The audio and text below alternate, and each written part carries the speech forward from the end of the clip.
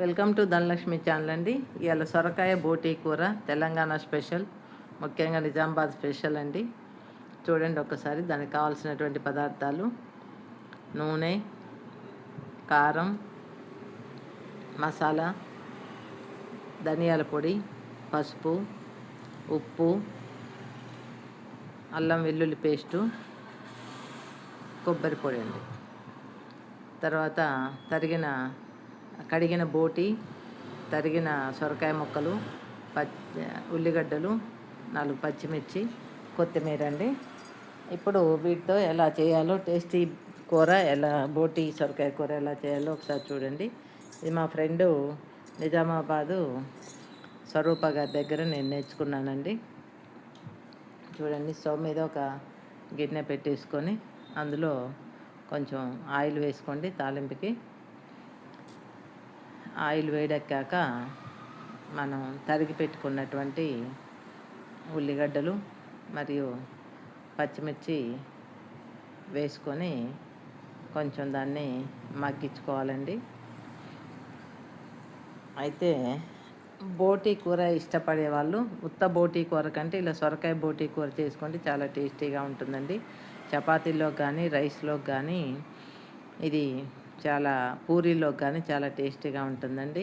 మా madam special అండి చేయడంలో. చూడండి, ఉల్లిగడ్డలు కొంచెం మగ్గటానికి ఒక 2 స్పూన్లు ఉప్పు వేసి దాన్ని బాగా మగ్గించుకోండి. ఉప్పు వేస్తే ఉల్లిగడ్డలు త్వరగా మగ్గుతాయండి.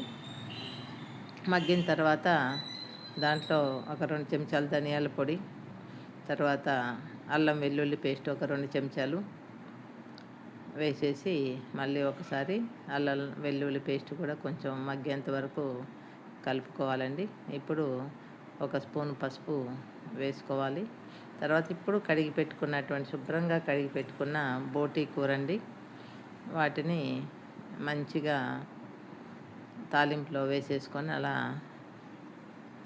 కలబెట్టుకోవాలండి. అది కొంచెం మగ్గాలండి.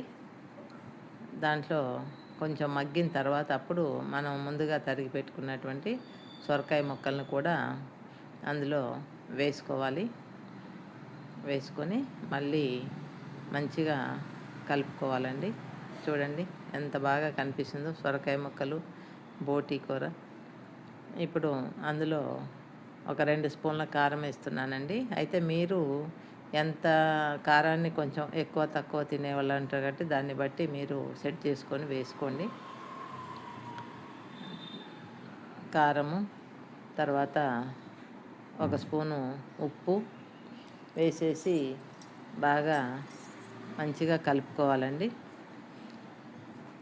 మొత్తం సొరకాయ ముక్కలు, ఉప్పు, కారం అన్నీ కూడా మంచిగా కలిసేటట్టు కలుపుకోవాలండి.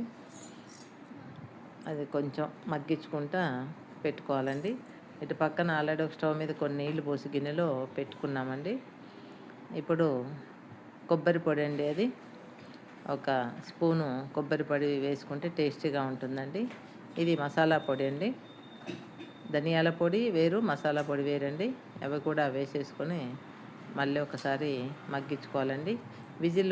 అది మూత టైట్గా పెట్టకుండా, విజిల్ వచ్చేటట్టు కాకుండా మామూలుగా లూజ్గా మూత పెట్టేసుకొని అలా ఒక 10-15 నిమిషాలు మధ్య మధ్యలో మూత తీసి కలుపుతూ దాన్ని కొంచెం మగ్గించుకోవాలండి. మగ్గిన తర్వాత ఇప్పుడు పక్కన మనం ఆల్రెడీ నీళ్ళు వేడి చేసి పెట్టుకున్నటువంటి నీళ్ళు ఉన్నాయి కదండి. చూడండి, చాలా వరకు మగ్గిపోయింది. ఇప్పుడు ఈ బోటీ తొందరగా ఉడకవండి, పేగులు అవన్నీ ఉంటాయి కాబట్టి తొందరగా ఉడకవు. అప్పుడు మనం పక్కన వేడి చేసుకున్నటువంటి పెట్టుకున్న నీళ్ళని పోయాలండి. చల్ల నీళ్ళు పోస్తే మళ్ళీ అది చల్లగా అయిపోతుంది కాబట్టి వేడి నీళ్ళు పోస్తే తొందరగా ఉడికే అవకాశం ఉందండి. అందుకే వేడి నీళ్ళు పోసుకొని ఇప్పుడు కుక్కర్ని విజిల్ వచ్చేటట్టుగా ఫిక్స్ చేసి పెట్టుకోవాలండి. ఒక 6 నుంచి 7 విజిల్లు రావాలండి. అది ఒకసారి చూసుకొని మళ్ళీ ఉడికిందా లేదా చెక్ చేసుకోవచ్చండి. విజిల్ వచ్చిన తర్వాత అప్పుడు తీసి మిగిలినటువంటి కొత్తిమీర అన్నీ వేసుకొని శుభ్రంగా చూడండి కలుపుకొని బోటీ కూర రెడీ.